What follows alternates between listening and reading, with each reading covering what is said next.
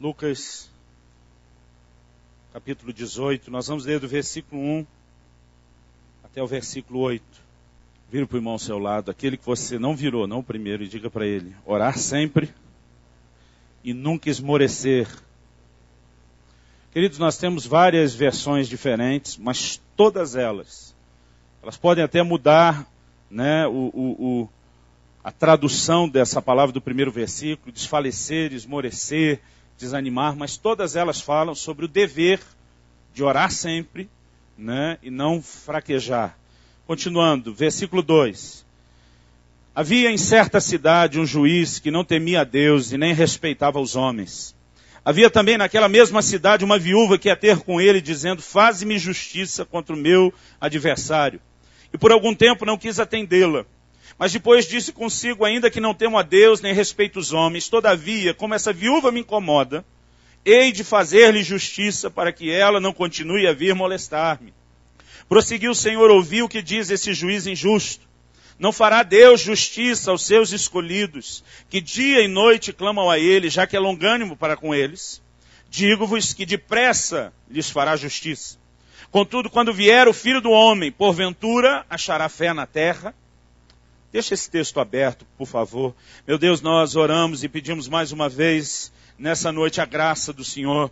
Pedimos, como temos orado e clamado nesses dias, que o Senhor nos leve não apenas à compreensão da Tua palavra, nós clamamos pela compreensão, pelo entendimento espiritual, mas, ó Deus, que possamos receber mais do que a compreensão da Tua palavra. Nós queremos ser tocados pelo Senhor, nós queremos ser despertados, nós oramos que o Teu Espírito sopre, nós oramos, ó Deus, que muitos que têm, ó Deus, fraquejado na vida de oração, possam ser renovados no Senhor, fortalecidos, despertados, ressuscitados pelo poder do Teu Espírito Santo. Nós oramos, ó Deus, que sejam dias onde o Senhor traga avivamento aos nossos corações. Nós oramos que sejam dias onde possa haver uma nova disposição, uma nova dedicação à vida de oração. Nós queremos entrar em tudo aquilo que o Senhor tem para nós. E clamamos a Tua ajuda, a Tua graça, o fluir do Teu Espírito nas nossas vidas, na vida da igreja, para que possamos viver aquilo que o Senhor tem para nós. Nós oramos em nome de Jesus. Quem crê e concorda, diga amém. Começamos na semana passada pregando a respeito do fator mas, em cima daquele texto de Atos 12, que diz que Pedro estava guardado no cárcere. No entanto, a Bíblia diz ali em Atos 12:5, mas havia incessante oração a Deus por parte da igreja. E nós falamos desse fator mas, que fez toda a diferença entre a vida e a morte para Pedro. Tiago já havia sido preso por Herodes, executado. E quando a igreja percebe que agora um outro dos apóstolos foi preso, há uma mobilização de oração, e a oração reverteu toda aquela condição que eles estavam enfrentando. E nós explicamos a importância de orar, que nós recebemos da parte de Deus não apenas um conselho a respeito de oração, mas um encargo sacerdotal de que sejamos pessoas que oram, que clamam, não apenas por aquilo que queremos, mas para que o reino de Deus venha, para que a sua vontade seja estabelecida. Falamos da importância, né, da oração. E nessa noite, querido, eu quero compartilhar com vocês um princípio que Deus tem usado na minha própria vida para me encorajar, para me despertar, em relação à insistência na oração, a não desanimarmos. Já tocamos no assunto de por que orar, procuramos ensinar sobre isso na semana passada, mas hoje eu quero te encorajar, querido, a mesmo sabendo que você tem que orar, a não parar de orar. Eu quero compartilhar com você um princípio importante, porque nós olhamos aqui e vemos Jesus falando no versículo 1 sobre o dever de orar sempre, não desmorecer, não desfalecer. Ele não diz que é uma sugestão, um conselho que ele dá, ele não está dizendo, olha, é uma orientação. Ele não diz, seria bom se você fizesse isso, mas ele fala a respeito do dever. Eu e você, como cristãos, temos o dever, a responsabilidade de orar. Samuel disse, eu não vou cometer o pecado de deixar de orar por vocês. Ele chama o deixar de orar como um pecado, porque isso é uma negligência, é uma comissão, é uma responsabilidade, é um encargo que Deus nos deu. E esse texto traz temor ao meu coração, não apenas porque Jesus coloca a oração nesse teor de um dever, de uma responsabilidade, mas a maneira como ele tenta nos inspirar a não desanimarmos. Porque muitos, queridos, na vida de oração, desanimam. Eu diria que muitos crentes, eles têm uma capacidade assim enorme de se empolgar no domingo. A palavra é pregada, ele fica aleluiado e diz, agora vai. E às vezes depois de uma semana, se não aconteceu nada, ele diz, não foi. E ele simplesmente está ali sentado num canto, triste, e o pior, muitos às vezes, além de não permitirem que Deus haja por não orar, ainda culpam Deus como se Deus não quisesse ter agido. Sabe, alguns de nós somos, como eu li numa ilustração num livro, como o guepardo africano. O guepardo africano é considerado, né, um dos animais mais velozes ou mais veloz, né, dos animais. Ele chega a atingir uma média de 110, alguns registros de até 115 km por hora. Tente imaginar você com o seu carro na rodovia, um guepardo africano emparelhado. Né, 110, talvez 115 por hora te ultrapassando. No entanto, apesar de ter essa velocidade, o que torna, né, a situação para as suas presas realmente perigosa, porque para fugir do guepardo, ninguém consegue correr mais do que ele.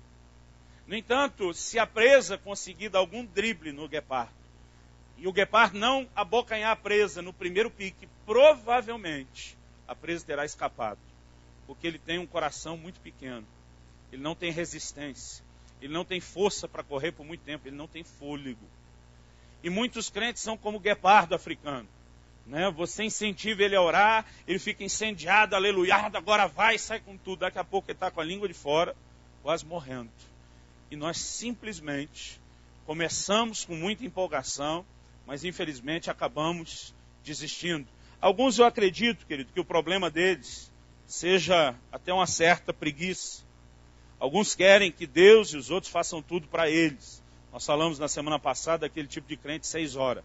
Né? O tempo todo você conversa, 6 horas por mim, todo mundo tem que orar por ele, mas ele mesmo não ora por nada. Né? Tem pessoas, eu acredito que existe toda uma influência, querido, da geração em que nós vivemos. Né? Nós vivemos numa correria tremenda, nós passamos a ter a mentalidade de que não se tem tempo para nada. Né? Eu fiz as contas outro dia, de se cada vez que você senta na frente do computador, espera a inicialização, e vai de 2 a 4 minutos, dependendo de cada máquina. O tanto de vezes que você liga isso todo dia, vezes os dias da sua vida, eu pensei outro dia, muito tempo perdido. Então hoje eu chego em casa, eu ligo o computador, vou fazer alguma coisa primeiro, para a hora que eu chegar está pronto. Porque a gente não pode esperar 2, 3 minutos a máquina inicializar. Nós somos parte da geração fast food, né? Comida rápida, tudo depressa. Né? Foi-se aqueles dias, né? Eu me lembro no início do meu ministério no interior, quando você era convidado para almoçar na casa de alguém, e a pessoa fazia a massa do macarrão em casa, para depois preparar o macarrão. Né? Esses dias um outro amigo me convidou, ele falou, pastor, quando o senhor for na minha casa, vou te servir uma massa com peixe. Eu fiquei todo empolgado. Eu falei, que prato é esse? Ele falou, miojo com sardinha. Né? Diz, eu esquento o miojo, abro uma lata de sardinha, jogo em cima, e aí vai ser a massa com peixe. Né? Porque diz lá, ultimamente a coisa está só desse jeito. Então, nós somos parte de uma geração que ele se tornou impaciente.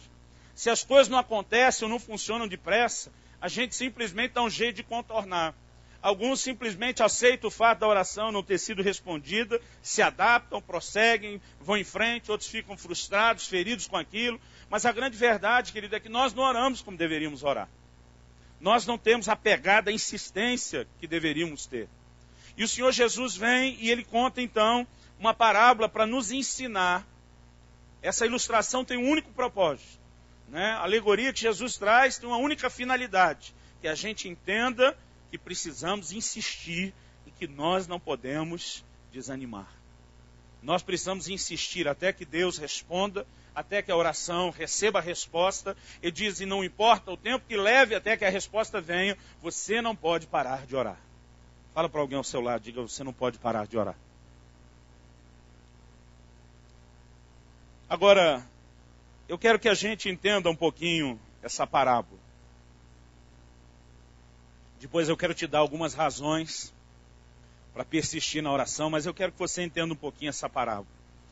Eu percebo que muitas pessoas têm a dificuldade de persistir na oração por vários motivos. Eu falei, tem o crente corpo mole, né? Tem aquele que simplesmente desanimou. Se Jesus ensina para persistir na oração e não desanimar, é porque desanimar era uma possibilidade. É algo ao qual nós estamos sujeitos e pode acontecer com todo mundo. Né? E quando isso acontece, querido, isso não faz de você menos crente ou menos gente do que os outros. No entanto, nós precisamos entender que mesmo quando o desânimo vem, nós não podemos nos curvar diante dele. Você pode dizer amém? Mas existem pessoas, querido, que eu já vi, que não querem insistir na oração e as desculpas são variadas. Alguns, eu já vi até desculpas teológicas. Não, pastor, a oração da fé é aquela oração que você faz uma vez só, agradece a Deus e não ora mais, senão é falta de fé. Quantos já ouviram isso? E na verdade existe esse tipo de oração. A Bíblia fala de uma oração chamada oração da fé, lá no livro de Tiago. Jesus não deu esse nome, mas em Marcos 11, 24, ele diz assim: tudo quanto em oração pedirdes, e diz, crede que recebestes, e será assim convosco. Tem uma versão que diz, crede que recebereis. Mas o sentido da palavra no original é exatamente isso, no tempo passado. Crede que recebestes, e diz, e será assim. Então você crê que já tem, e depois isso vai acontecer. Porque a fé é justamente isso. Eu gosto de Hebreus 11, 1, na Bíblia de Jerusalém, que diz que a fé é uma posse antecipada daquilo que se espera. A fé é você ter antes de ter. Agora, a oração da fé, querido, é para quem tem fé. Há momentos em que o seu coração vai ser tomado de uma fé, e você fez uma oração e sabe que não precisa de outra. Eu já orei, querido, me lembro de uma situação que aconteceu logo no início do meu ministério. Eu tinha 18 anos de idade. Eu precisava de um milagre de Deus financeiro, e eu estava orando, intercedendo, clamando, falei, Deus, foi você que me mandou isso, fazer isso, você me deu essa comissão, eu creio que o Senhor tem uma responsabilidade, eu estou vindo a Ti, eu estou orando, clamando, eu preciso do Seu milagre. Querido, enquanto eu orava, eu entrei num lugar em Deus, de uma convicção tão grande que Deus tinha ouvido a minha voz, que eu saí dali e fui dar o dízimo do valor pelo qual eu tinha orado. Eu tinha tanta certeza que aquilo era meu, que eu já tinha recebido, que eu fui e dizimei. E no outro dia, querido, entrou um depósito, no valor exato, até os númerozinhos quebrados, daquilo que eu precisava, que era o valor que eu tinha dizimado. Pastor, então toda vez que você ora pedindo provisão, você já dizima e não ora de novo? Não, querido. Isso já aconteceu mais de uma vez, mas não é toda vez que eu oro que eu consigo entrar naquele lugar, naquela convicção de que eu alcancei algo. Então, eu tenho entendido, querido, que se o próprio Jesus ensinou a respeito de persistir na oração, isso não é falta de fé. Falta de fé é quando você desanima e deixa de persistir. Jesus termina o versículo 8 dizendo, contudo, quando vier o Filho do Homem, porventura achará fé na terra. Ele está dizendo, olha, ainda que pareça demorar, Deus fará justiça aos seus escolhidos que clamam a Ele noite e dia. Então há uma ordem clara de Deus de persistirmos na oração, e se nós desanimamos, Jesus está rotulando isso como falta de fé. Ele disse que o tempo do fim seria marcado por muita gente que não conseguiria mais manifestar fé. E deixar de insistir na oração, querido, é que é falta de fé, não a insistência. Nós muitas vezes usamos desculpas, até teológicas, para não precisarmos fazer aquilo que temos que fazer. Quanta gente eu já conversei, você precisa mudar, eu nasci assim, vou morrer assim. Já conheceu algum desses? Não, querido, uma palavra assim, Deus me mudar, quem que vai me mudar? Nem eu vou conseguir. E a pessoa se exime de responsabilidades tão claras. E nós fazemos tanto isso na vida de oração. Mas, quando eu olho para essa parábola, eu percebo que o Senhor Jesus está mexendo numa questão muito importante. Primeiro, o juiz dessa figura, dessa ilustração, não é uma figura de Deus, como muita gente ensina. Eu já vi tanta gente falando, interpretando, olha assim como aquele juiz, que a mulher ficou incomodando, insistindo, molestando, perturbando a alma dele, até que ele cansou e disse, não aguento mais, vou me livrar dessa mulher atendendo ela. Eu já vi gente dizer, assim que você tem que fazer com Deus. Você tem que incomodar Deus, tirar a paciência de Deus. Querido, Deus quer agir na sua vida muito mais do que você mesmo quer que Ele aja. Você não precisa convencê-lo a agir. Você também não vai conseguir incomodar Deus com as suas orações, porque de acordo com o ensino da palavra, nós trouxemos uma palavra a respeito disso no fim do ano passado, sobre a oferta de incenso, uma figura de oração na Bíblia, e nós vemos que a oferta de incenso é perfume, é agradável às narinas de Deus. Deus tem prazer em ouvir as suas orações nunca vão incomodar Deus. Mas o que mais me deixa chocado quando as pessoas tentam comparar Deus com esse juiz, é que Jesus disse que o homem não estava nem aí para ninguém, chamou ele de juiz iníquo, disse de uma maneira bem clara, que ele não temia a Deus, nem respeitava os homens, era uma pessoa injusta, iníqua. Isso não pode ser uma figura de Deus. O que Jesus está fazendo não é uma comparação no sentido de mostrar similaridade, mas justamente um contraste. Em outro lugar, ensinando sobre oração, Jesus diz, lá em Mateus 7, se vocês que são maus sabem dar boas dádivas aos vossos filhos, ele diz, quanto mais o Pai Celestial não dará coisas boas aos que pedirem. O que Jesus faz lá é um contraste. Ele diz, se vocês, sendo maus, já atendem o pedido dos filhos e dão coisas boas, imagina Deus. Deus que é bom, que não é mau, Deus que se preocupa e ama num nível muito maior. Então aquilo não é uma comparação, assim como aqui também não é. O que Jesus está dizendo, se um juiz sem princípio, injusto, mesmo não se preocupando com a causa daquela mulher, atendeu ela porque ela insistia, imagina você insistindo em oração diante de um Deus amoroso, que se preocupa com você, que se importa com a sua vida e que quer agir. Então Jesus está tentando inspirar seu coração. Ele diz, pode parecer demorado, mas Deus fará justiça depressa aos seus escolhidos. Agora, ele não vai fazer justiça depressa só porque somos seus escolhidos. Mas ele diz aos seus escolhidos que clamam a ele noite e dia.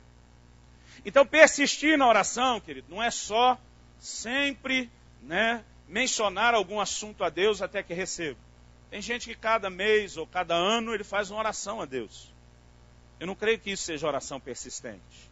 Por mais que de vez em quando ele possa ali ocasionalmente estar orando por um assunto. Eu creio que oração persistente, querido, é não só continuar orando por um tempo indefinido até que a resposta chegue, mas é fazer isso diariamente. Jesus falou de pelo menos 2 momentos no dia para você orar. Ele disse sobre clamar a Ele de dia e de noite. De dia e de noite, todos os dias. Então nós precisamos aprender a não só ter uma vida de oração, mas uma vida de oração persistente, uma vida de oração teimosa, uma vida de oração onde você realmente insiste, onde você não se dobra diante da circunstância até que Deus atenda aquilo pelo qual você está clamando. Esse é o entendimento que essa parábola nos traz. Eu olho para esse versículo, e eu percebo o versículo 7, na versão que estou usando, a revisada de Almeida, diz que Deus fará justiça aos seus escolhidos, que dia e noite clamam a Ele, já que é longânimo para com eles. Eu gosto dessa expressão. A Bíblia diz que Deus não é impaciente, pelo contrário. Deus tem uma paciência, um ânimo longo. Nossas orações nunca em momento algum vão incomodá-lo, pelo contrário, vão mover a sua mão em nosso favor. Por favor, diga amém. Algo que nós precisamos compreender, querido, é a importância de perseverar em tudo o que fazemos na vida cristã, inclusive na oração. Fala para alguém ao seu lado, você tem que ser persistente. Fala para ele.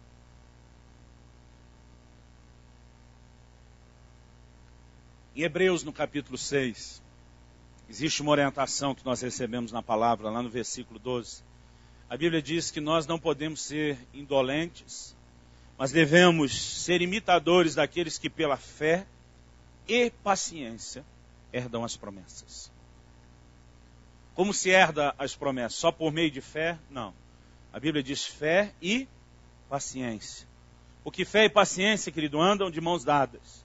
Nós precisamos ter a capacidade de esperar aquilo que Deus vai fazer, mesmo quando não acontece de forma imediata. Uma outra versão traduz nesse texto, em vez de paciência, ela traduz perseverança. Quantos têm essa tradução? Fé e perseverança. Ela fala não só da paciência no sentido de aguardo o tempo que for, mas a mesma palavra ela tem a ideia e o conceito de perseverança. Eu não desisto, não importa o tempo que passa. Uma outra tradução diz fé e longanimidade. O que é a longanimidade, querido? É a capacidade de ter um ânimo longo. Ou seja, você não perde o ânimo, você não desanima. A Bíblia diz que nós herdamos as promessas por meio de fé e longanimidade. Nós não podemos desistir. Sabe, querido, há um quadro, uma ilustração que eu guardei dentro do meu coração e que me ajuda muito em momentos de oração persistente. Alguns anos atrás, eu estava, bastante anos atrás, a gente fala desse jeito, começa a fazer as contas, assusta a gente. Eu estava numa reunião em Londrina, onde esteve ministrando um irmão em Cristo, um argentino que já deve estar há bastante tempo nos Estados Unidos, se não me engano. É uma autoridade nessa área de oração, intercessão, batalha espiritual, o irmão Edgardo Silvoso. Enquanto ele ministrava, ele compartilhou uma ilustração que aquilo ficou realmente vivo dentro de mim. Ele fala de um momento em que ele fez uma pequena reforma na casa dele, e ele tinha que tirar um muro dentro do quintal da casa, um muro pequeno, né? Se não me engano, era uma coisa assim de 1 metro e pouco, não chegava a 2, e não devia ter mais do que talvez 2 metros de comprimento. E ele se referiu a esse muro como um muro pequeno. Mas o problema do muro é que ele era todo de concreto, maciço. Então a pessoa responsável ali pelas obras falou, olha, nós precisamos de gente especializada, porque derrubar concreto maciço não é assim tão simples. E ele fez contato com uma empresa que trabalhava com isso, e no dia em que os funcionários da empresa vieram para quebrar o muro, ele ficou imaginando que tipo de maquinário eles trariam. No entanto, quando o carro estaciona em frente à casa dele, desce 2 homens. Um pequeno, franzininho, magrinho, e um outro grandão, guarda-roupa enorme.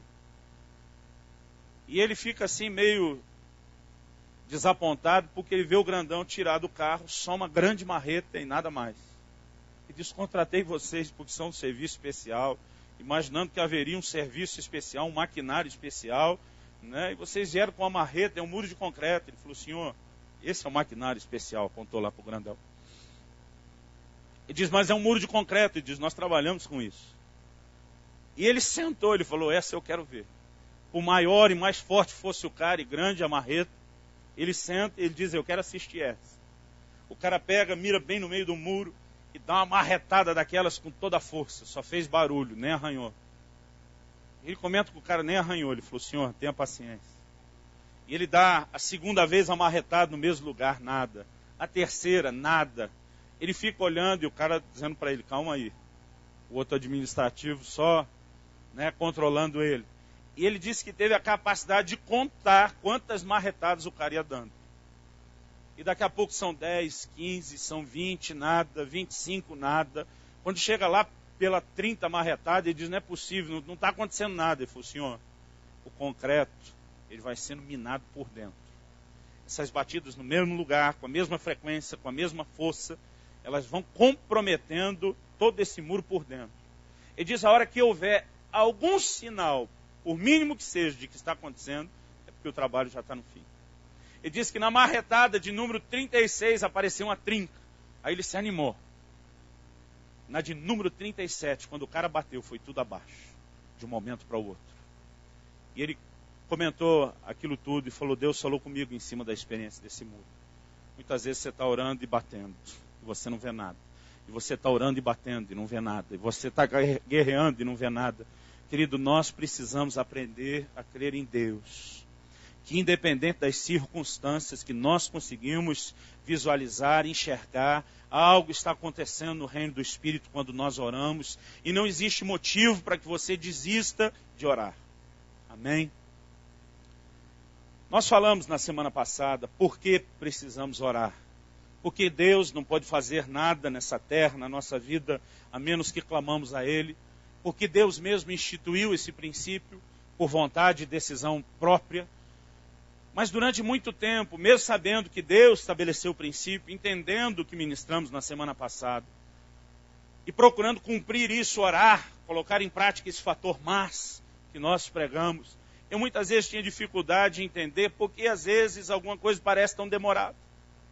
Eu dizia, Deus, tudo bem que os céus são céus do Senhor, a terra o Senhor deu aos filhos dos homens, nós temos autoridade aqui, o inimigo, infelizmente, recebeu dessa autoridade por responsabilidade ou irresponsabilidade nossa, mas o Senhor não viola esse princípio, o Senhor espera ser solicitado primeiro.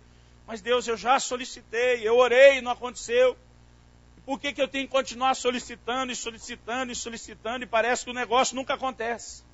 Então, mesmo entendendo o que ministramos na semana passada, eu tinha dificuldade de entender essa oração persistente.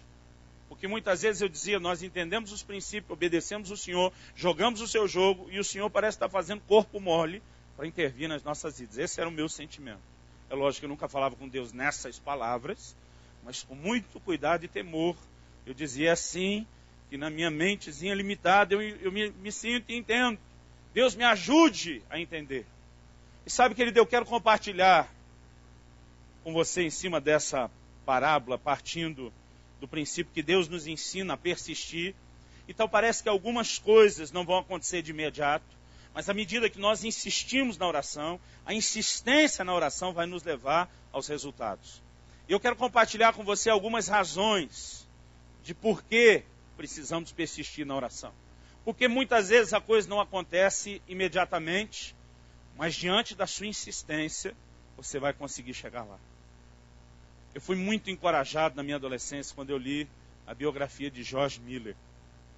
Não sei quantos já leram a respeito de George Miller, mas é considerado um dos heróis da fé dos tempos, modernos. Conta-se que ele tenha sustentado mais de 6.000 crianças nos seus orfanatos, sem nunca depender do governo, de nenhuma igreja, de nenhum ministério, de nenhuma pessoa comprometida com ele, com nada. Eles simplesmente oravam. E os testemunhos, queridos, são os mais impressionantes. Às vezes pessoas não cristãs chegavam ali chorando, sem entender porquê, mas eu tive que trazer comida.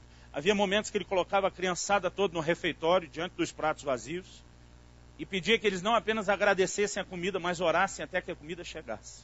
E nunca deixou de chegar.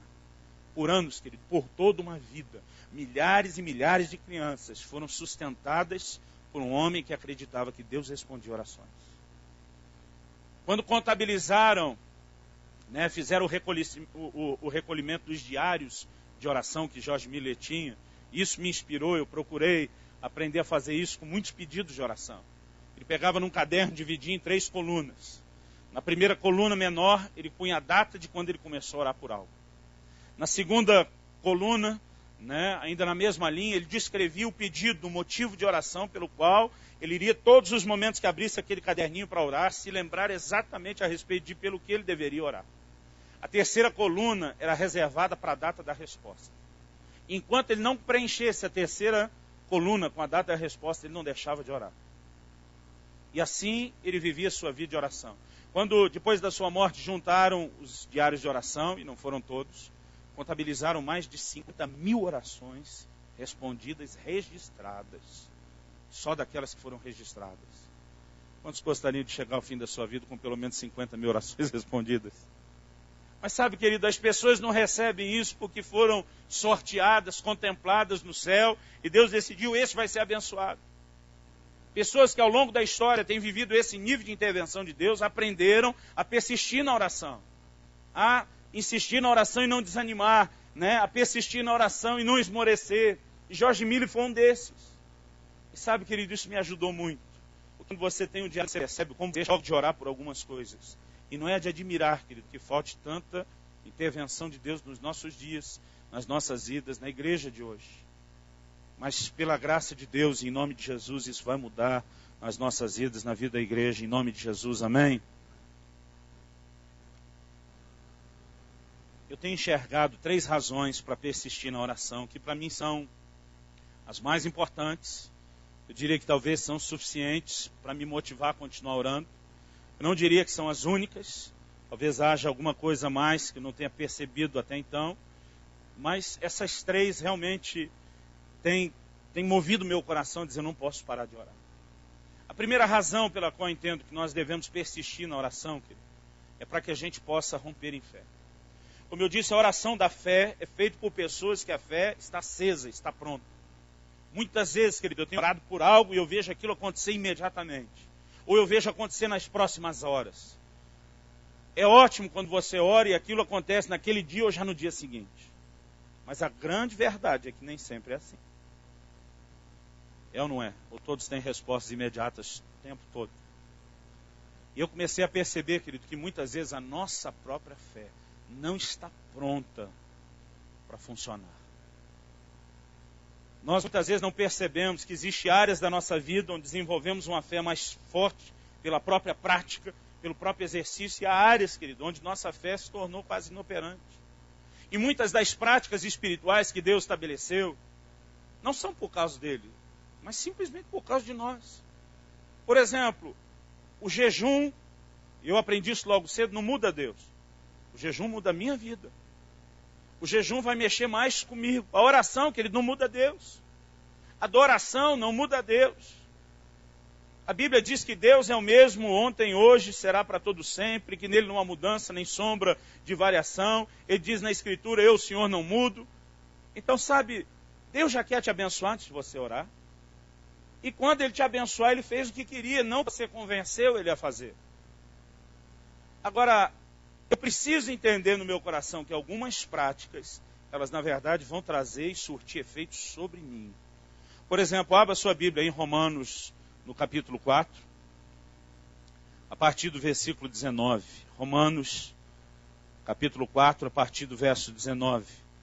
A Bíblia fala acerca de Abraão, que é chamado nesse capítulo 4 de o pai da fé. A Bíblia diz que nós devemos, no versículo 12, andar nas pegadas de fé, no rastro de fé que ele deixou. E o texto diz assim, a partir do versículo 19, e sem se enfraquecer na fé, né? Outra versão diz que ele não vacilou na fé, ou não vacilou por incredulidade. A Bíblia diz, sem se enfraquecer na fé, considerou o seu próprio corpo já amortecido, pois tinha quase 100 anos, e o amortecimento do ventre de Sara. Contudo, à vista da promessa de Deus, não vacilou por incredulidade, antes foi fortalecido na fé, dando glória a Deus, e estando certíssimo de que o que Deus tinha prometido também era poderoso para fazer.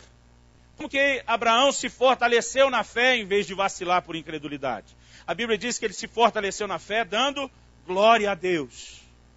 Quando você começa a louvar e adorar a Deus, querido, isso não é para preencher uma necessidade de Deus. A adoração tem um poder extraordinário de tocar e mudar coisas na sua vida, na sua relação com Deus. A oração da mesma forma, com o jejum não é diferente. A Bíblia diz que enquanto ele dava glória a Deus, em vez de vacilar, ele fortaleceu a fé. Eu entendo que quando Deus diz para Abraão, sai da tua tenda, olha as estrelas do céu, conta se você pode contar. Deus diz, porque assim vai ser a sua descendência. Deus colocou um quadro de fé no coração de Abraão. Eu acredito que aquele velhinho, depois, sabe, querido, é fácil você ficar empolgado nas primeiras semanas e meses. Foram 25 anos de espera. Eu creio que o velhinho muitas vezes saía do lado de fora da sua tenda à noite, erguia as mãos, começava a adorar a Deus, dizer, Senhor, o Senhor deu uma palavra. Eu não vi o menor resultado até agora, mas o Senhor é um Deus poderoso para cumprir aquilo que prometeu. E eu fico me lembrando daquilo que o Senhor mandou olhar. Senhor, eu fico olhando essas estrelas. E eu fico lembrando de que assim será a minha descendência. De que o Senhor trouxe uma palavra. Eu quero te louvar pela descendência numerosa que eu terei. Enquanto ele adorava a Deus, querido, ele rompe. Ele transiciona de um nível de falta de fé para um lugar onde ele se fortaleceu na fé. Sabe, alguns, não, mas ele creu em Deus desde o início. Sim, querido. Havia um nível de resposta de fé. Mas não havia aquilo suficiente para que ele entrasse imediatamente no que Deus tinha. Então nós precisamos entender que insistir na oração, querido, vai te ajudar a romper em fé. O problema de alguns crentes, que a oração, se é que dá para chamar de oração, eu chamo isso de choração. Ela só não desanima a Deus, irmão, porque quem estiver por perto, uma certa pessoa, para ser sincero, não é nem uma certa pessoa, uma ovelha que eu pastoreei, alguns anos atrás, na cidade do interior, um dia nós estávamos numa reunião de oração na igreja, e eu vi aquela pessoa curvada, ajoelhada, o rosto no chão, chorando tanto, né? Eu me lembrei de Ana, a forma como ela orava diante de Deus, e eu passei por perto para ver como estava a oração daquela irmã. E quando eu passei por perto, irmão, foi um desastre. Quase que ela desanima eu junto. Ela chorava e dizia, Deus, essa situação está tão complicada, que eu não sei se nem o Senhor mais pode fazer alguma coisa. Eu olhei aquilo e foi um choque. Foi tragicômico. A minha vontade de dizer, olha, para de orar, por favor, porque pelo menos você não vai piorar as coisas. Querido, se você fica olhando para o problema, a incredulidade vai prevalecer um princípio bíblico. A Bíblia fala daqueles 12 espias que Moisés mandou para Canaã. 10 deles voltam dizendo, olha, a terra é boa, mas eles ficam botando defeito em tudo. As cidades são fortificadas, são no alto dos montes, tem gigantes. E eles dizem, é boa, mas não é para o nosso bico. 2 deles, Josué e Caleb, dizem, não. ausentou-se deles a sua segurança. O Senhor é conosco, não os demais, nós vamos consumi-los como pão. Querido, quem entra na herança de Deus não é quem olha o problema, é quem enxerga a solução. Quem entra na herança de Deus é quem vê aquilo que Deus pode fazer e não fica paralisado diante da dificuldade. Agora, persistir na oração, querido, mesmo que você, a princípio, não tenha a resposta de fé que deveria, vai fazer com que você tire os seus olhos do problema e comece a focar os seus olhos em Deus, quem Ele é, o que Ele prometeu. Nós precisamos disso, foi o que Jó fez. Jó diz, eu sei que o meu Redentor vive e Ele vai se levantar sobre a terra. O que permite um homem, querido, ficar firme diante da prova como ele ficou, é saber que nós temos um Deus que vai intervir, que vai mudar a nossa sorte. É saber que Deus deu o tal do fator mas, que não importa o nível em que as coisas chegaram, quando existe oração insistente, tudo pode ser mudado. Você pode dizer amém? Agora, eu fico doido da vida com algumas coisas. Eu ouvia desde criança uma história que meu pai contava em casa. E mesmo como criança, minha vontade era dizer misericórdia e pegar alguém responsável pelo pescoço. Meu pai ainda solteiro, antes de nós, os filhos, estávamos sequer no programa da vida dele. Ele entra um dia numa igreja, ele está esperando o horário do culto. Enquanto ele está ali, chegou mais cedo, ele pega um boletim que está ali na parte de trás do banco e ele começa a folhear, ler a mensagem, os avisos. E num certo momento do boletim tem um pedido de oração. Pedimos oração pela irmã fulana de tal, doente há tantos meses e não tem Cristo que cure. Eu fico me perguntando quem foi o infeliz que escreveu esse pedido de oração. Irmão, se não tem Cristo que cure, está orando por quê? E sabe, às vezes o pior, querido, que esse tipo de expressão está na boca da gente. Nós precisamos acreditar que existe um Deus que vai intervir nas nossas vidas quando nós oramos, amém? E à medida, querido, que você vai orando dia após dia, você vai dizendo, Deus, eu estou diante de uma situação que não está de acordo com a sua palavra, não está de acordo com aquilo que o Senhor prometeu, eu sei que a sua vontade não é essa, quanto mais você insiste em oração, essa oração não está mudando Deus, ela está tirando os seus olhos do problema, ela está levando os seus olhos para Deus, Ele está despertando a sua fé para que a sua fé flua. E de repente, querido, quando essa fé acordar, glória a Deus, você vai entrar naquilo que Deus tem para a sua vida. Precisamos persistir na oração. A segunda razão que eu quero que a gente entenda pela qual precisamos persistir na oração é porque nós vivemos, querido, um quadro de batalha espiritual. Às vezes a gente olha na Bíblia algumas respostas de oração chegam a parecer que foram muito rápidas. E é por isso que às vezes a gente não entende a importância de persistir na oração. Antes de falar da batalha espiritual, quero voltar um pouco nessa questão de romper em fé. Abraão recebe uma promessa de Deus que vai ter um filho. Espera, acredita, né? Adora a Deus, ora por 25 anos. Enfim, a promessa se cumpre e nasce o filho da promessa, Isaac. Se eu fosse Abraão, acho que eu casava Isaac com 15 anos de idade. Só para ver logo os netos, né, e ver tudo aquilo que Deus falou acontecendo. Abraão espera mais 40 anos. Quando Isaac tem 40 anos de idade, ele diz, agora vou casar um menino. Já são 65 anos esperando. Quando Isaac casa, e nós temos o registro bíblico de que foi Deus que orientou ele, né? Na verdade não foi ele, foi o servo de Abraão, Eliezer, foi Deus que orientou o seu servo a encontrar e trazer Rebeca para ser a esposa de Isaac. Quando vem Rebeca, nós temos já uma segunda geração na família, onde a mulher é novamente estéril. Irmão, às vezes eu lia uma coisa dessa na Bíblia, eu olhava para Deus e dizia, o senhor está de brincadeira. O velhinho orou 25 anos para vencer isso. Aí o filho, enfim, nasceu, esperou 40 anos, já está quase, né, virando o cabo da boa esperança, quando foi para o casamento. Agora consegue uma mulher estéril que o Senhor mandou. E muitas vezes minha vontade era dizer para Deus, fala sério, o Senhor está de brincadeira com a gente. Mas a Bíblia diz ali em Gênesis 25 que Isaac orou insistentemente ao Senhor e Deus lhe deu os 2 filhos, Jacó e Esaú. E quando você vê que ele orou insistentemente, Deus deu, e ali parece tudo tão rápido, querido, que a sensação que eu tenho, que Rebeca engravidou, teve a gestação e deu à luz em uma semana, de tão rápido que foi. Mas quando você olha o texto com calma, quando a Bíblia relata o momento do nascimento dos gêmeos, diz assim, era Isaac da idade de 60 anos, quando lhe nasceram os filhos. Isaac orou insistentemente ao Senhor por 20 anos. Eu espero que você não precise esperar 20 anos, querido. Mas eu espero que você não desista. Que pior que esperar 20 anos é não ver nada a vida inteira que você desistiu de orar antes. Nós precisamos ter essa insistência. Você pode dizer amém? A outra questão, querido, é que vivemos dentro de uma dimensão de batalha espiritual. No livro de Daniel, no capítulo 10, já no capítulo 9, ele fala de uma oração de arrependimento, um anjo do Senhor o visita. E aqui no capítulo 10, no versículo 2, Daniel diz assim: naqueles dias eu, Daniel, estava pranteando por 3 semanas inteiras, 21 dias. Nenhuma coisa desejável comi, nem carne nem vinho entraram na minha boca, nem me ungi com unguento até que se cumpriram as 3 semanas completas. Então, Daniel está num tempo de um jejum parcial. Ele não diz que ficou sem comer nada, mas ele tira todos os manjares, aquelas coisas desejáveis, ele tira um monte de coisa do cardápio e ele pranteia em oração, em choro, em intercessão diante de Deus por 3 semanas inteiras. O que acontece depois das 3 semanas? Ele diz: no dia 24 do primeiro mês, estava eu à borda do grande rio, o Tigre. Levantei os meus olhos e olhei, e eis um homem vestido de linho, e os seus lombos cingidos com ouro fino de ufaz.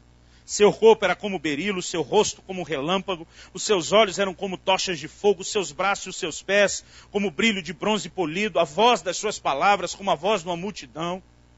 E ele descreve que diante da visão, versículo 8, fiquei só, pois eu só a contemplar a grande visão. A Bíblia diz que os outros fugiram sem ter visto nada. E ele diz assim: e não ficou força em mim. Desfigurou-se a feição do meu rosto, não retive força alguma. E ele diz que caiu com o rosto em terra.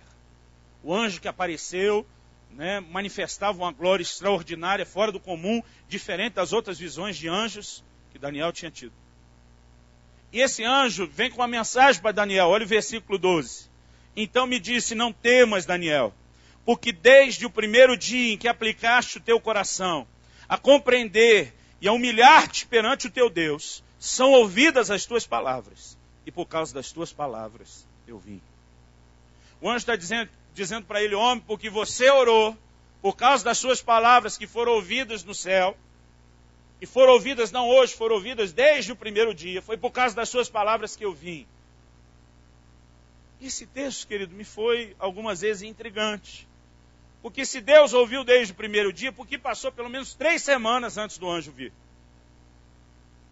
Será que o anjo estava fazendo corpo mole? Será que a estrada que liga céu e terra estava em reforma? A resposta, querido, está no versículo 13. Ele diz assim: mas o príncipe do reino da Pérsia me resistiu por 21 dias. E eis que Miguel, um dos primeiros príncipes, veio para ajudar-me. E eu deixei ali com os reis da Pérsia. Versículo 21, contudo eu te declararei o que está gravado na escritura da verdade, e ninguém há que lute comigo contra aquele, senão Miguel, vosso príncipe. Ele diz: eu estou voltando para a batalha. Versículo 20, ele diz: agora tornarei a pelejar contra o príncipe dos persas. E saindo eu, eis que virá o príncipe da Grécia. O que esse anjo está falando? O império da Babilônia, querido, controlou e monopolizou todo o mundo dos seus dias. Havia uma transição nesses dias onde os persas, os medo-persas, a Média e a Pérsia junto, derrubam, conquistam Babilônia e se tornam os governantes mundiais. Quando ele está dizendo o príncipe da Pérsia, ele não está falando de um governante humano. Um homem não poderia deter um anjo. Daniel, um santo de Deus, quando vê ele, desfalece as forças, cai com o rosto em terra. Você acha que um ímpio poderia resistir a esse anjo? De forma alguma. Ele está falando daquilo que Paulo diz lá em Efésios 6, a nossa luta não é contra a carne e o sangue, e sim contra os principados. A palavra principado significa os príncipes, as potestades, os poderes. Ele diz os dominadores desse mundo tenebroso, as hostes espirituais da maldade. Existe uma batalha. E nós falamos semana passada, querido, que quer você queira, quer não, você está nessa guerra. A Bíblia te aconselha a colocar toda a armadura de Deus, mas não chama a oração de uma arma. Nós falamos semana passada que oração é a guerra. Você pode dizer amém? Então, você está, querido, metido numa batalha e não tem outra opção a não ser entrar em guerra. Não tem como você dizer, vou sentar num canto, só assistir. Não tem como você dizer, vou deitar no chão e me fingir de morto para ver se o diabo não me incomoda. Ou você luta, querido, ou a coisa fica feia para o seu lado. Essa é a grande verdade. E esse anjo aparece para Daniel e diz, desde o primeiro dia suas palavras foram ouvidas e eu vim. E diz, mas o príncipe da Pérsia me resistiu. E diz, o principado que está à frente da nação que controla o mundo. Então você poderia ter certeza que era o príncipe maligno, talvez de maior patente na jurisdição terrena. E diz, ele me resistiu. Ele diz, eu precisei de reforço. Miguel, um dos primeiros príncipes, foi chamado e segurou a onda. Ele diz, eu furei o bloqueio e estou aqui, agora eu volto a brigar com ele de novo. Há uma guerra acontecendo, querido, quer você enxergue, quer não.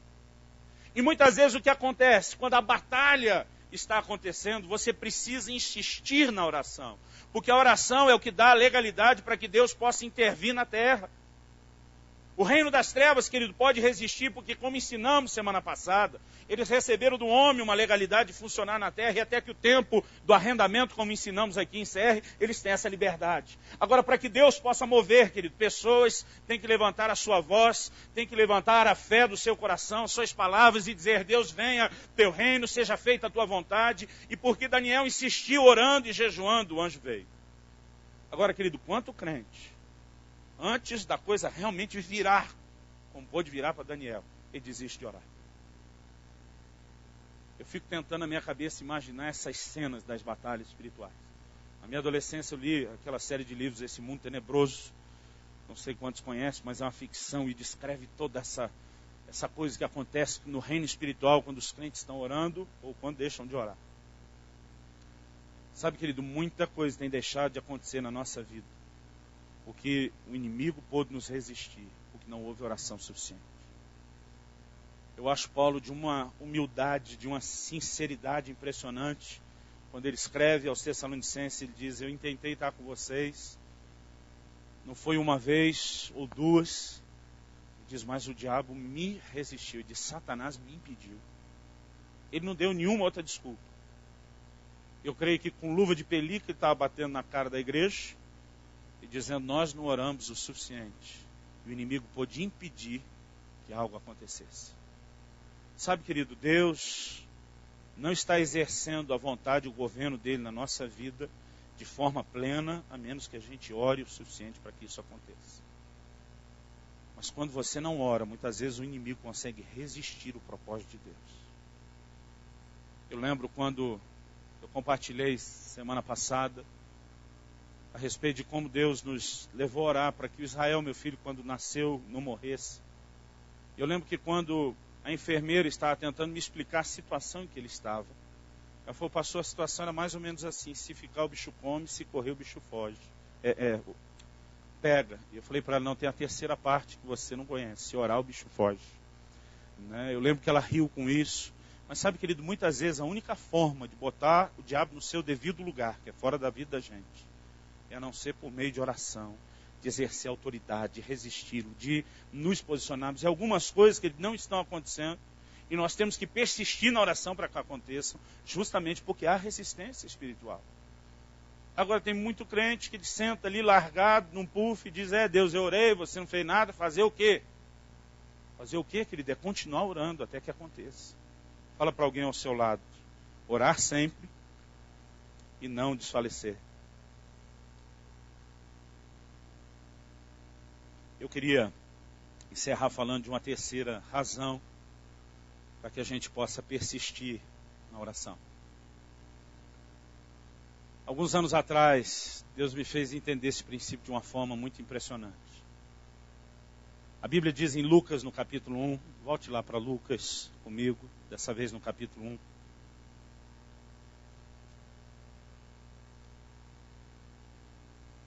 Uma das formas como a Bíblia se refere ao Espírito Santo no livro de Zacarias é chamando ele de o Espírito de súplicas.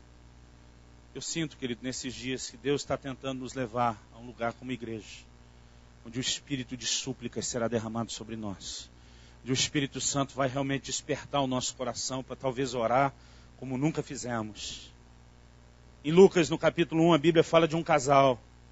partir do versículo 5, diz assim: houve nos dias de Herodes, rei da Judéia, um sacerdote chamado Zacarias, da turma de Abias, e a sua mulher era descendente de Arão e chamava-se Isabel. Ambos eram justos diante de Deus, andando irrepreensíveis em todos os mandamentos e preceitos do Senhor, mas não tinham filhos, porque Isabel era estéril e ambos eram avançados em idade. Ora, estando ele a exercer as funções sacerdotais perante Deus, na ordem da sua turma, segundo o costume do sacerdócio, coube-lhe por sorte entrar no santuário do Senhor para oferecer o incenso. E toda a multidão do povo orava da parte de fora, à hora do incenso. Apareceu-lhe então o anjo do Senhor em pé à direita do altar do incenso. E Zacarias, vendo-o, ficou turbado e o temor o assaltou. Mas o anjo lhe disse: não temas, Zacarias, porque a tua oração foi ouvida. Isabel, tua mulher, te dará à luz um filho e lhe porás o nome de João. E terás alegria e regozijo, e muitos se alegrarão com o seu nascimento. Eu acho essa narrativa aqui algo espantoso. Imagina você orando, querido, e um anjo de Deus aparece para você da forma como apareceu a Zacarias, para dizer: olha, não temas, tua oração foi ouvida. É algo fantástico, não é? Você concorda? Mas não parece que foi um pouco tarde? A Bíblia diz que ambos eram já avançados em dias. Isso é uma forma gentil, polida, bonita de dizer que os dois já eram velhinhos. Eu me lembrei hoje de manhã, enquanto pregava sobre isso, de dois amigos meus na igreja, eu era ainda adolescente, eu assisti essa cena. Aconteceu assim do meu lado, no culto, quando mando orar uns com os outros. E eu terminei a oração com a pessoa do meu lado antes e eu vi esse pedaço da oração. Peguei bem nessa parte. Um mais novo, da minha idade, orando pelo outro, que já era bem mais velho do que a gente: Senhor, abre as portas do céu, faz um milagre. E o outro do lado: amém. Manda uma esposa para esse teu servo. E ele: amém. Aí ficou mais empolgado ainda, né? Eu já estava assim, com os anos passando. E o irmão que orava disse: pois o senhor tem visto que ele já está avançado em dias. Irmão, quando o outro orou desse jeito, ele: pode parar, no meio da oração. Está me chamando de velho. O outro dizia: não é. Os dois quase saíram na mão ali dentro da igreja por causa da oração. E ele achou que se chamasse o outro só de avançado em dias, não estaria sendo tão mal educado, né?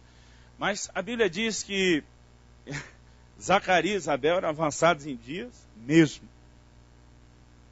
E sabe, querido, eles estão orando por quê? Pelo um filho. Agora, irmão, eu nunca vi em toda a minha vida pastoral, são já mais de 15 anos, no ministério, pregando a palavra, vivendo para o reino de Deus, né? Dedicando-me só a isso, mais do que a qualquer outra coisa, já há 18 anos.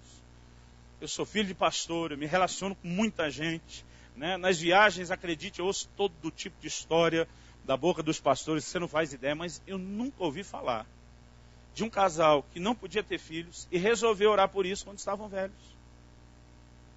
A maioria, mesmo quem não planeja ter nada de pressa, quando começa a tentar e percebe que não está rolando, se teme a Deus, a primeira coisa que ele vai fazer é orar por isso. Depois deles orarem um tempo por isso juntos, eles começam a pedir oração para a gente. E sabe, eu não creio que esse casal começou a orar por um filho quando eram velhos. Então, quando o anjo vem e diz: tua oração foi ouvida, a resposta chegou, a minha vontade, se estivesse no lugar de Zacarias, é dizer: por que demorou tanto? E aí você pensa: bom, talvez o cristão às vezes não está firme com Deus. Está vivendo no pecado, está dando brecha, legalidade para o inimigo resisti-lo na batalha. Querido, a Bíblia diz que ambos eram justos e irrepreensíveis diante do Senhor. Então não era falta de fidelidade a Deus. Eles não apenas andavam no caminho do Senhor de forma exemplar, mas eles estavam envolvidos no ministério. Zacarias era parte, né, de uma equipe pequena dentro da nação de sacerdotes. Eles viviam para a obra de Deus. Eram pessoas corretas e foram ouvidos por Deus. Não é que não foram ouvidos antes. A pergunta é: por que demorou tanto tempo para que essa resposta chegasse? Entender isso, querido, tem sido para mim mais um incentivo para que eu persista na oração. Alguns anos atrás, 5, quase talvez uns 6 anos já, estava pregando em Irati, na comunidade Alcance. Lá tínhamos recém começado. Eu me lembro que um dia eu leio esse texto de Lucas 1 e a minha intenção era pregar sobre oração como oferta de incenso. A figura, a simbologia do incenso. Mas quando eu começo a ler esse texto, eu não consigo falar da oferta de incenso. Eu começo a falar a respeito de Zacarias. Eu começo a dizer para eles, sabe por que a oração deles levou tanto tempo para ser respondida? E eu entrei em pânico, porque eu mesmo dizia para mim, nem você sabe o que é isso. Né? E a sensação que eu tinha era que eu simplesmente saí de um nível natural de ensino e eu entrei num nível profundo da manifestação profética, porque eu simplesmente comecei a falar da parte de Deus com tamanha autoridade, algo que eu não sabia e eu não conseguia mudar. Eu estava assustado porque a sensação que eu tinha é que eu também estava ouvindo alguém pregar. E naquele momento eu falei, esse casal era irrepreensível, justo diante de Deus. Clamaram, a oração foi ouvida. Mas o Deus do céu olhou um dia para esse casal e disse, eu não somente vou dar um filho a vocês, mas ele disse assim, eu vou dar o filho.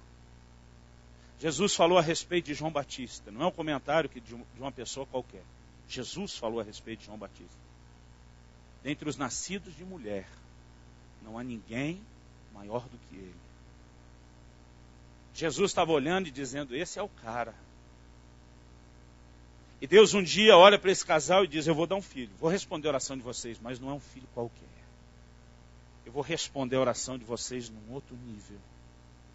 Mas, para que possa ser nesse nível, não dá para ser agora. Há um tempo para que algumas coisas possam acontecer nas nossas vidas. O tempo não é só o Cronos, mas é o Kairós de Deus. Porque João Batista é aquele que veio como precursor do Messias. Um ministério de uma honra extraordinária. No entanto, Jesus tinha um momento certo para vir. A Bíblia diz que ele veio na plenitude dos tempos. Ele não chegou nem antes nem depois. Nem adiantado nem atrasado. Ele veio na hora certa. E João Batista, que tem um ministério atrelado ao de Jesus, está destinado a entrar em cena na hora certa. Deus olha e diz, eu quero dar o melhor, mas para ser o melhor, vocês têm que segurar a onda aí. Alguém me disse, pastor, como é que eu sei se a oração não foi respondida ainda porque eu não rompi em fé, se é pela batalha espiritual, se é o tempo de Deus? Não, essa é a boa notícia. A gente nunca sabe por que a oração ainda não foi respondida. A gente só tem que continuar orando. Mas algo, querido, que eu sinto muito forte da parte de Deus, no meu espírito, é que nós precisamos entender que determinadas coisas ainda não puderam acontecer. Não significa que as orações não foram ouvidas. Mas há um momento onde haverá o rompimento de Deus para mim e para a sua vida. Você pode dizer amém?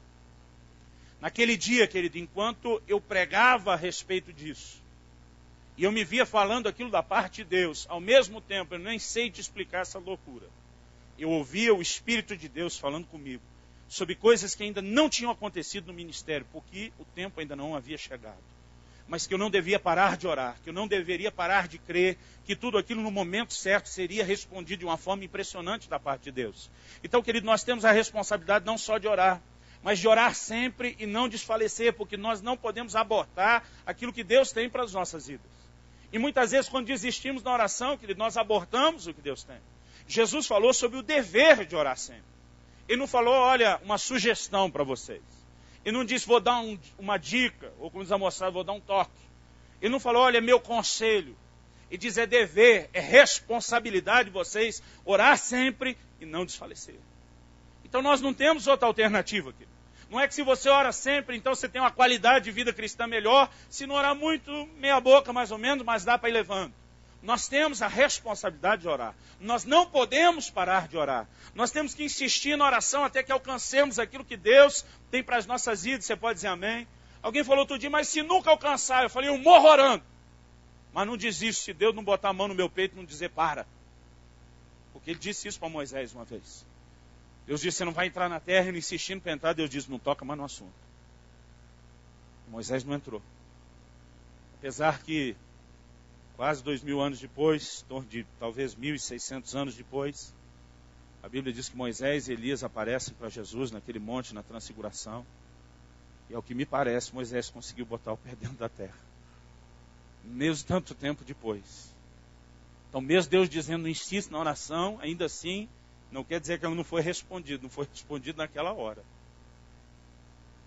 Irmãos, nós precisamos crer que é um Deus muito mais disposto a intervir nas nossas vidas do que nós temos conseguido enxergar. Nós temos falhado, querido, em não ter o posicionamento que devia. Persistir na oração, querido, é um imperativo na Bíblia, é uma ordem. Em Romanos, no capítulo 12, abra bem depressa, nós já estamos terminando. Romanos 12, no versículo 11 e 12, a Bíblia diz assim: não sejais vagarosos no cuidado. Outra versão diz: no zelo, não sejais remissos. Tem cristão, irmão, que é muito marcha lenta nas coisas de Deus. Você dá duas tartarugas para ele cuidar, uma foge, outra engravida. Ele tem assim uma lentidão, ele está no slow munch nas coisas espirituais. E a Bíblia diz: não seja vagaroso. Não seja vagaroso no cuidado. No mesmo versículo ele diz: sede fervorosos no Espírito. Diga para alguém ao seu lado: Deus quer que haja fogo na sua vida, meu irmão. Diga para ele: seja fervoroso no Espírito. Irmão, a palavra fervor fala de alguém literalmente ferver para Deus. Alguém que está pegando fogo. Aí ele entra no versículo 12 e diz: alegrai-vos na esperança. Irmão, o cristão precisa aprender a não olhar para a circunstância. Ele se alegra na esperança. Paulo diz: eu sei em quem tenho crido. Jó dizia: eu sei que o meu Redentor vive. Sabe que nós temos a capacidade de nos regozijar por saber que há um Deus que vai intervir nas nossas vidas. Aí ele diz: sede pacientes na tribulação. Eu sempre gosto de usar essa frase: no fim vai dar tudo certo. E se ainda não está dando certo é porque não chegou no fim ainda. Ele diz: seja paciente na tribulação. Fica ali firme, não se curve, não se dobre diante das circunstâncias. Mas o arremate de tudo, ele diz: perseverai na oração. Fala para alguém ao seu lado: persevera na oração. Fala para ele: não desista. Colossenses capítulo 4, versículo 2. Paulo diz assim: perseverai na oração, vigiando nela com ações de graças. Nós precisamos entender a responsabilidade de persistir na oração. Você pode dizer amém? Vamos ficar em pé. Uma coisa que eu acho curiosa, essa coisa de vamos ficar em pé, eu aprendi com o pastor Harold, com quem trabalhei 12 anos. Ele botava a gente em pé, pregava mais 10 ou 15 minutos. Você fica em pé, parece que está terminando, né? Algo interessante é que quando Jesus diz lá em Mateus 7, nos versículos 7 e 8, pedi e dar-se-vos-á, batei e abrir-se-vos-á, buscai e achareis. O tempo verbal usado ali, a conjugação que Jesus faz, que é narrada dessa forma por Mateus e pelos outros evangelistas, é algo no original grego que se chama tempo contínuo. O que nós temos mais perto de um ato que indica continuidade no português é quando a gente usa o gerúndio. Então, nesse momento, eu estou pregando, ou como a gente fala em São Paulo, onde eu fui criado, pregando. Os paulistas não usam o D, né? Pulando, comendo, falando. Então, o pastor está pregando, indica que a atividade está em andamento. Mas não quer dizer que vai prosseguir por muito tempo. Ela pode simplesmente, a ação está chegando ao fim, naquele momento está fazendo, daqui a pouco não vai estar fazendo mais. O tempo contínuo, no grego, ele sugere uma ação ininterrupta. Fulano está pregando, vai continuar a pregar sem parar de pregar. É uma ação ininterrupta. Quando Jesus diz, pedi e dar-se-vos-á, ele conjuga o verbo pedir no tempo contínuo. Peça, continue pedindo e não pare de pedir e dar-se-vos-á. Bata, continue batendo, não pare de bater e abrir-se-vos-á. Aí depois ele diz, busque, continue buscando, não pare de buscar, e aí você vai achar. E é nesse contexto, querido, que Jesus ensina sobre oração. Ele está falando ali não só de oração, mas de oração persistente. Eu li num livro fantástico a respeito de oração intercessória, da editora Atos, de Dutch Sheets. Ele dá um testemunho a respeito de George Miller, que eu não conhecia. Ele relata um fato de que um dia alguém chega para o George Miller e pergunta quantos anos você já está orando por fulano de tal, era um amigo dele não cristão. George Miller responde 63 anos. Se eu não estiver confundindo, 8 meses e alguns dias. Irmão, eu já levei um susto de ver aquilo. Alguém orar por um amigo por 63, quase 64 anos, ininterruptamente. O infeliz do lado de cá diz, mas depois de tanto tempo orando sem ver nada, você não vai desistir de orar pela conversão dele? Ele diz, não.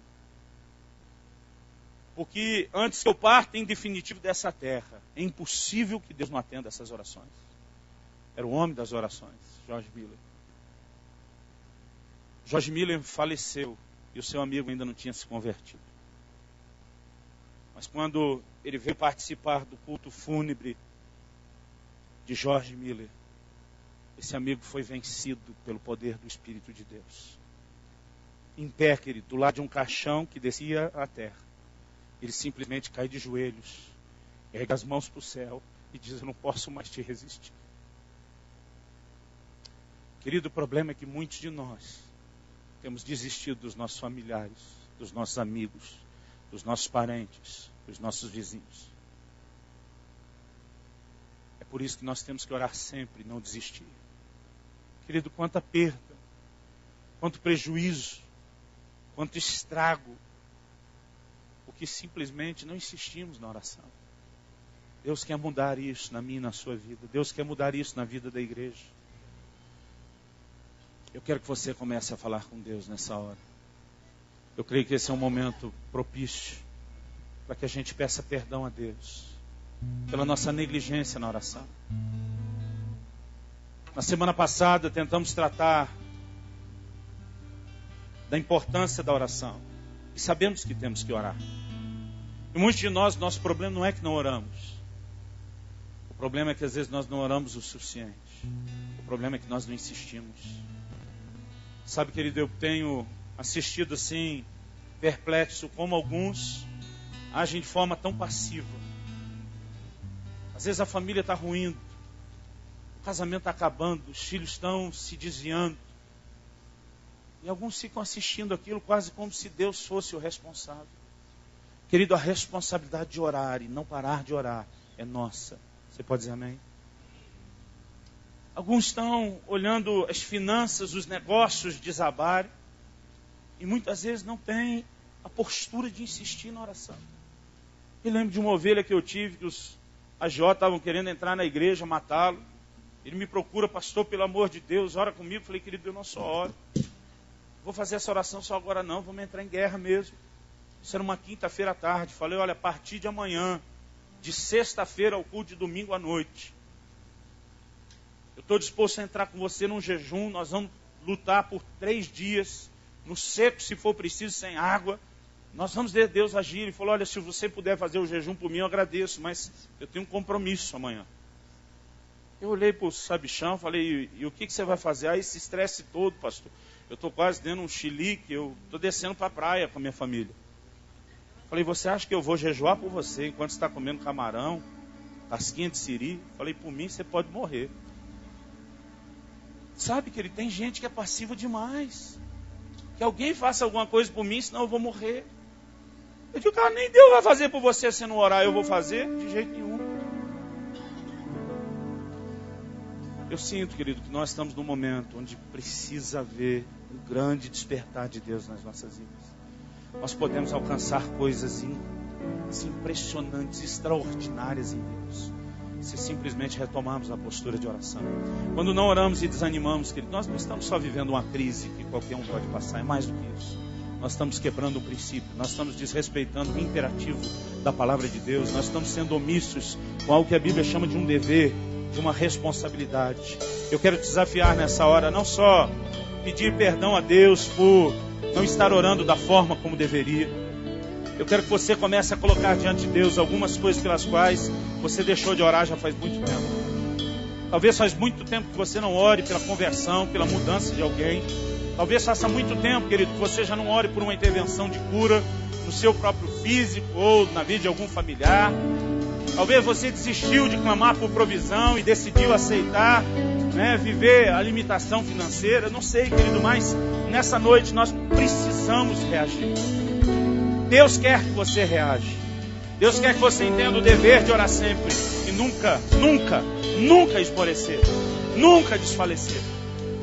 Pai, nós levantamos a nossa voz a Ti essa noite. E o nosso principal motivo de oração, Senhor, é clamar que o Senhor não nos deixe entregues a nós mesmos. Que o Senhor não permita que continuamos a nossa vida, ó Deus, de uma maneira assim tão negligente, tão adormecida para a oração.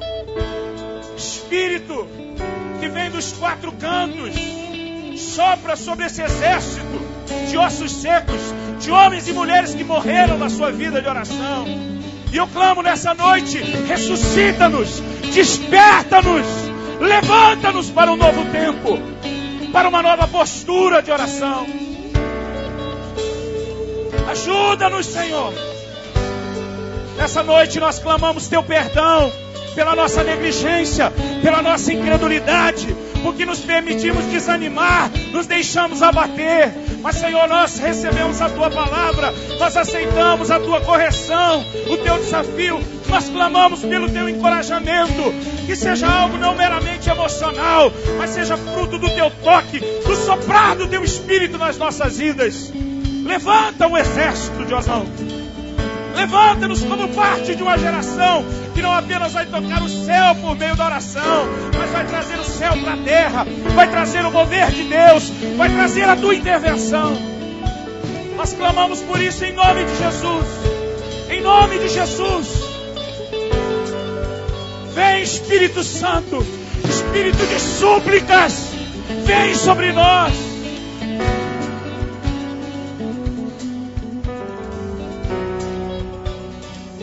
Começa a apresentar diante de Deus, querido,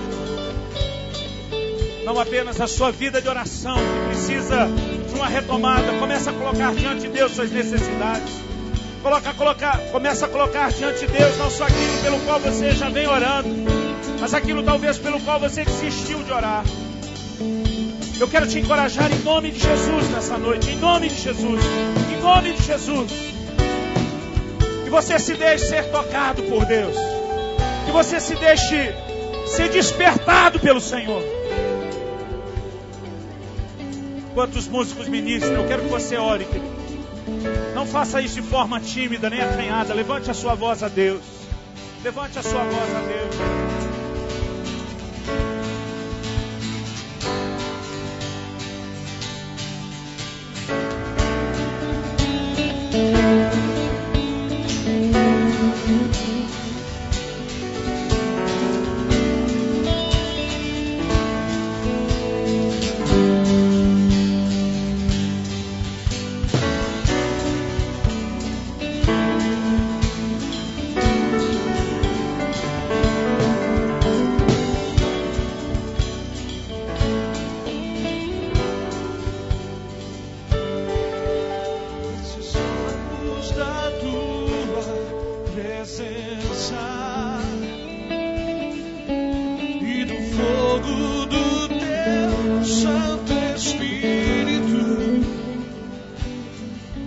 Desejamos toda Tua glória, declaramos a Tua vitória.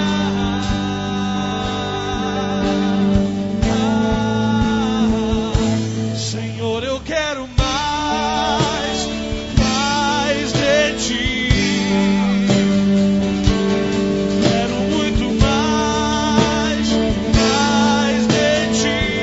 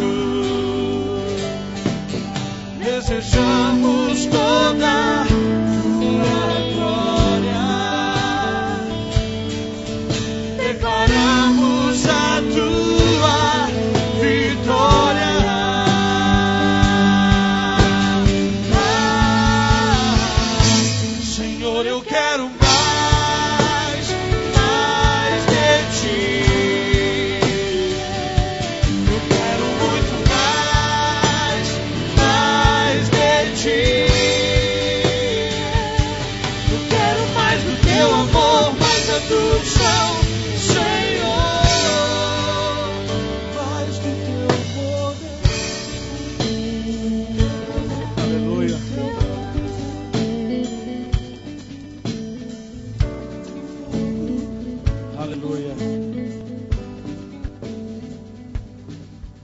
Fala para alguém ao seu lado. Você tem o dever de orar sempre e nunca desistir. Fala para outra pessoa. Orar sempre e nunca desanimar. Você pode dizer amém?